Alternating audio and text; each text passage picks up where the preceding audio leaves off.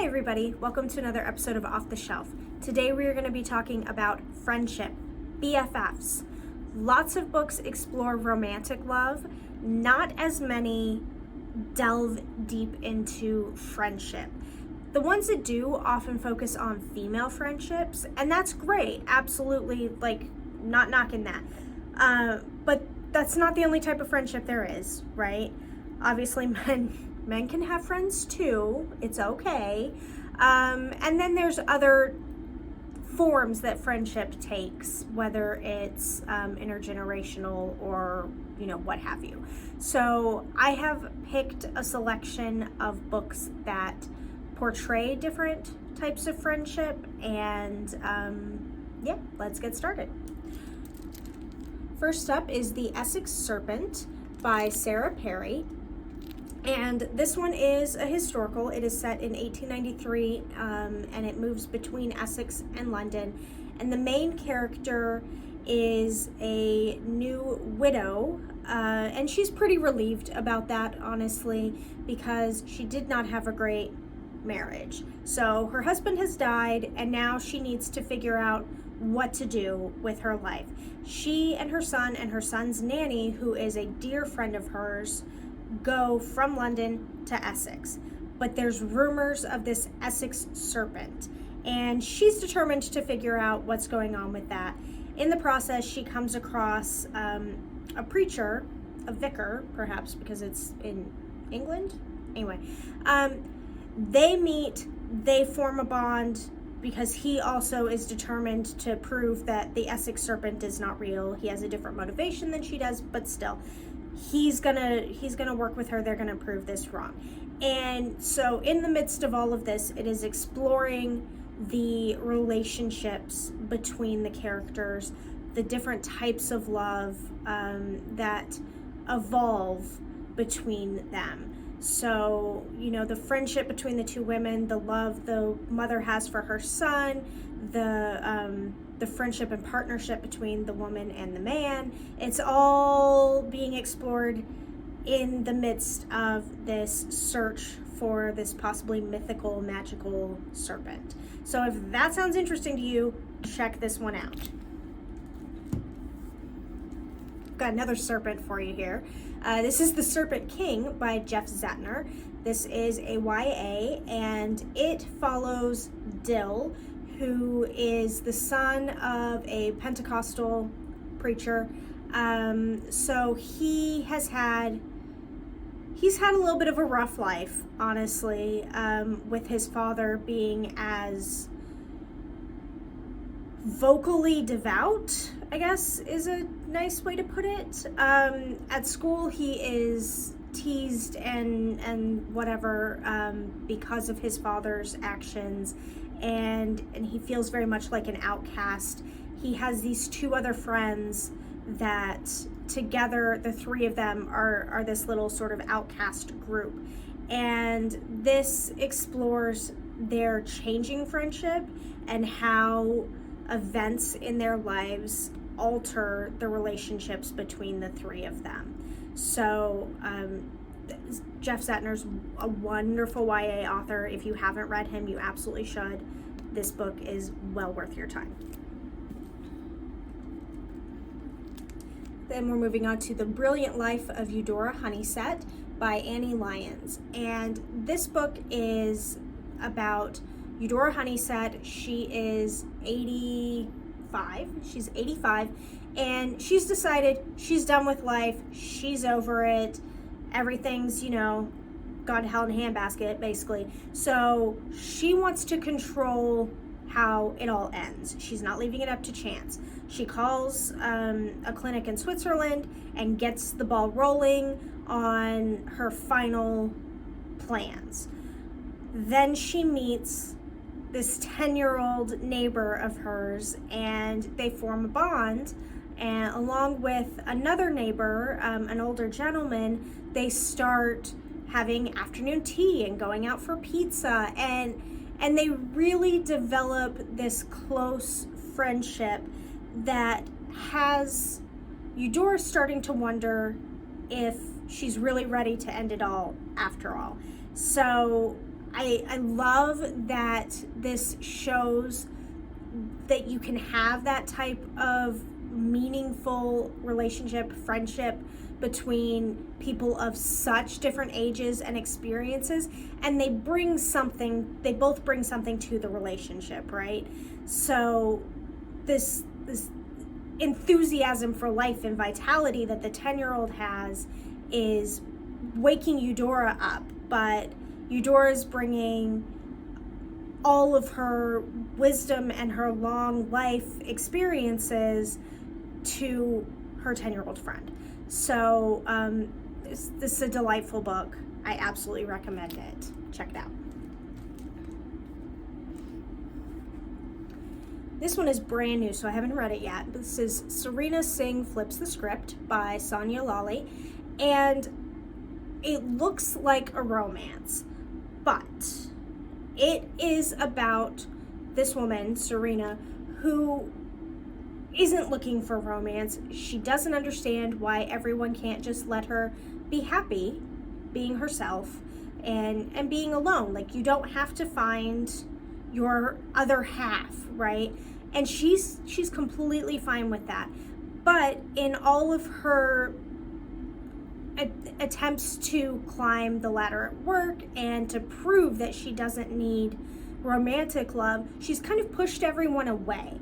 So then when she and a coworker strike up a friendship, she finds this bond has a lot of value for her that she didn't realize was missing. And she really learns how, with this friendship, to live her life completely on her own terms and the way she really wants to. So it's delightful. Like I said, I haven't read it, but the story sounds delightful. It is a Reese's book club pick. Reese has pretty good taste in books, I will say. So absolutely check this one out. I plan to read it soon. We should chat about it. Come and see me. Then we have the Final Girls Support Group by Grady Hendrix. This is the large print edition, and the cover is not as good on the large print as it is on the regular print, which I find that very frustrating. Why can't they use the same cover art? I don't know. Anyway, it is about a support group of all of the girls that survive horror movie events. So, you know, in horror movies, at the end, there's often one girl that has managed to survive the whole thing, and in the light of day, she's the only one left standing. That's what this is. All of those girls are in a secret support group. They have bonded over their shared traumatic experiences, and then one of them goes missing. And everyone is very concerned, so they have to figure out how to help, how to find their friend without putting themselves back in danger again. Grady Hendrix, I know I've talked about him before. He is a lot of fun. He writes sort of tongue-in-cheek horror. So if you're looking for something that's funny and kind of scary, like sort of Welcome to Night Vale-ish, definitely read Grady Hendrix. Give this one a shot. And then we have A Little Life by Hanya Yanagihara, I hope. This book, first of all, this is a tome. It's like 700 pages long, and it was it a finalist for the Man Booker? I think so.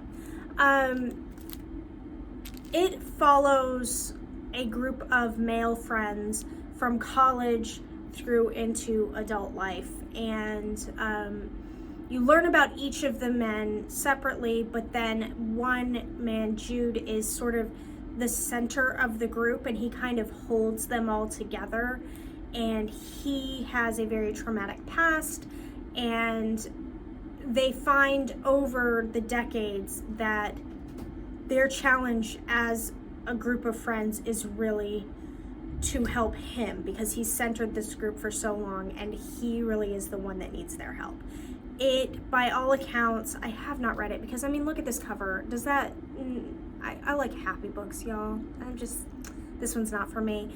But by all accounts, this book will wreck you.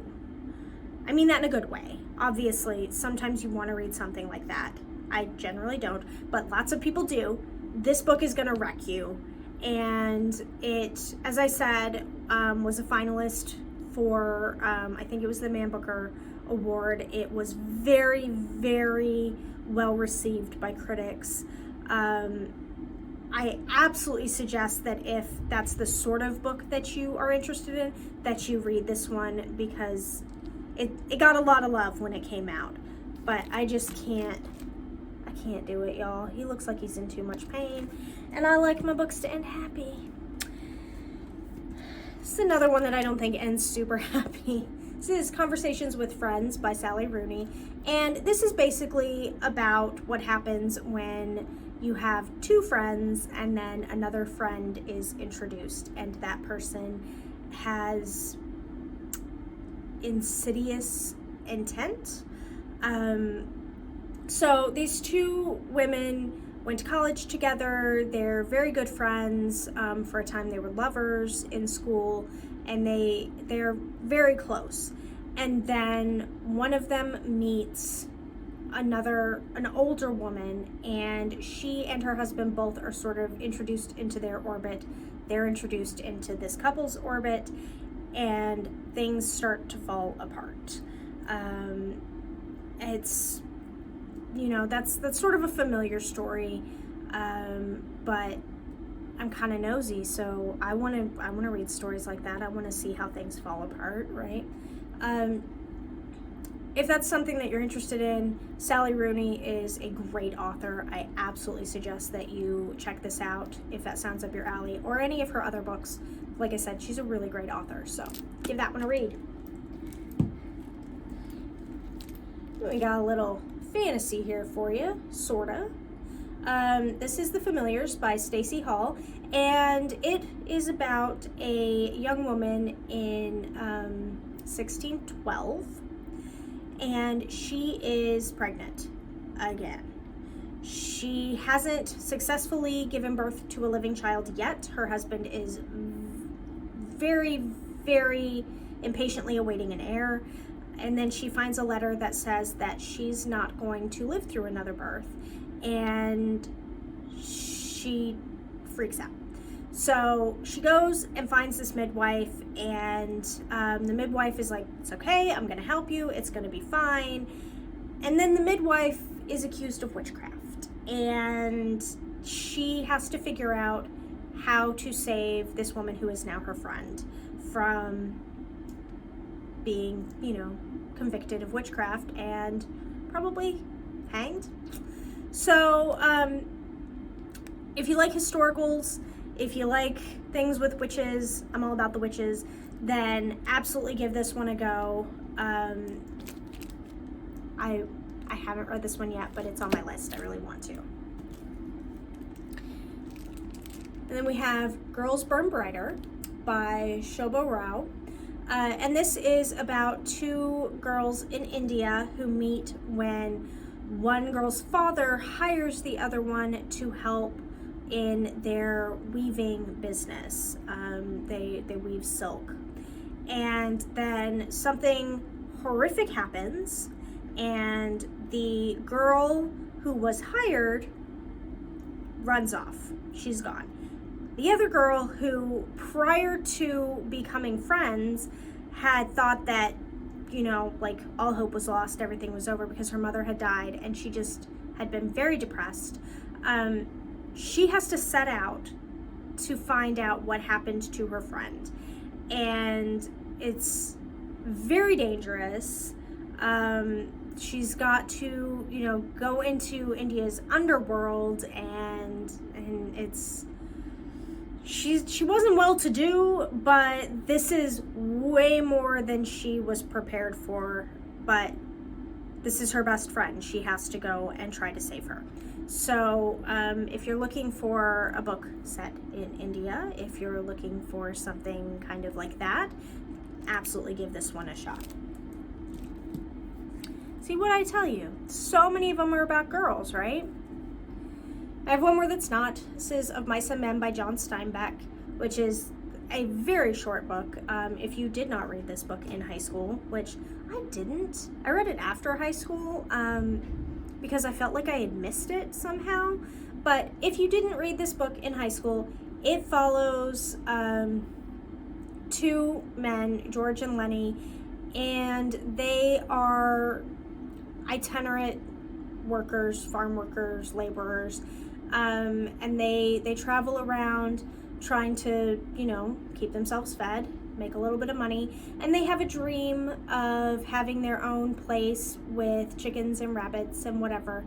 But Lenny is not, how do we say this now? Like, the politically correct way to say things changes all the time. The way that it says it in the description, which I got from Goodreads, is simple-minded, and I feel like that's not the right way to say this. But Lenny is developmentally disabled, I suppose, is the way that you could say that. And bad stuff happens, and you probably know how it ends. It's not a pretty ending, but it really shows how strongly George feels for Lenny, how strongly the characters feel for each other, how deep their friendship is, when you see how it ends and what George feels like he needs to do. So I'm gonna leave it at that. If you haven't read Of Mice and Men, absolutely do. And then I have a couple of nonfiction, 3 nonfiction ones for you. The first is Big Friendship, How We Keep Each Other Close by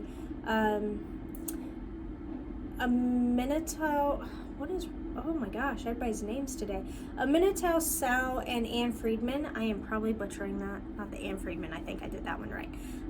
But they are the hosts of the podcast Call Your Girlfriend, and they, in the podcast and in the book, they talk about friendship and the ups and downs and those really deep, intense friendships are not all, sunshine and daisies and whatever.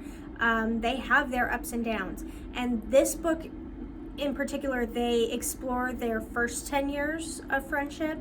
So, if you are interested in how they met and became friends and how they've fought to keep their friendship, definitely give this one a read. It's sort of a memoirish thing.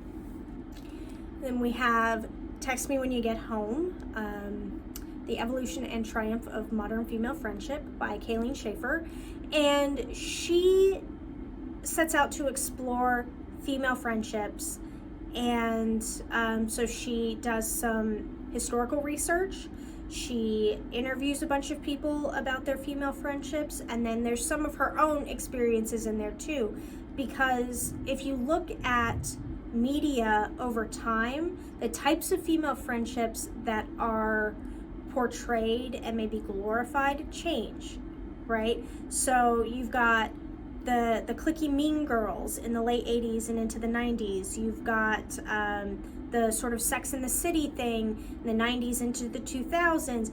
You see these different iterations of friendship, and obviously friendship between women or anyone else is not as one-dimensional as that, but she sets out to really explore it and see how female friendship has evolved over time. So if that sounds up your alley, absolutely give this one a shot. And the last one is Friendship, the Evolution, Biology, and Extraordinary Power of Life's Fundamental Bond by Lydia Denworth. And this is more of a biological examination of friendship, how friendship affects us physically, how by contrast how loneliness affects us physically, how you can see in people's DNA how they have deep and meaningful friendships. So this, neuroscience, biology, all of that in here about friendship, I think that's fascinating. I think that the fact that they can see in your brainwaves how friendship is affecting people is just mind-blowing. Which, yeah, it's a little bit of punny there, sorry. Absolutely give that one a read if that sounds interesting to you as well. That's what I have for you today. Call your friends. Make sure you say hi. Make sure that you're maintaining those friendships because they're very important to your well-being. And definitely read a couple of books that explore friendship in different ways, especially I think ones that explore friendship that is different from the types of friendship that you typically have.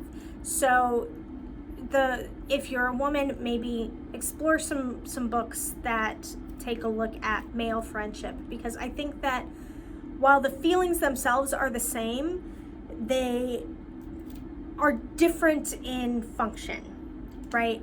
So as with all kinds of reading, we want to explore things outside of our own experience. And this is a good opportunity to do that.